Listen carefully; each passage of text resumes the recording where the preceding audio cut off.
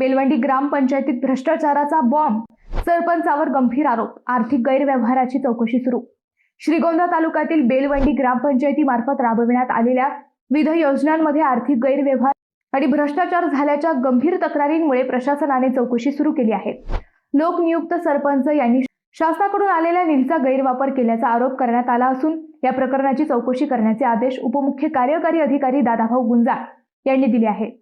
मिळालेल्या माहितीनुसार बेलवंडी येथील नितीन दिलीप रासकर, दीपक राजेंद्र कोदरे, अमोल सुभाष काळाने, निखिल ज्ञानदेव हिरवे, प्रवीण वसंत चोभे यांनी दिनांक 22 डिसेंबर 2023 पासून ग्रामपंचायत बेलवंडी बुद्रुक मार्फत राबविण्यात येणाऱ्या योजनांमध्ये यांनी लोकनियुक्त सरपंच शासनाकडून आलेल्या निधीचा गैरवापर करून अनेक कामात मोठा भ्रष्टाचार केला असल्याचा आरोप केला आहे।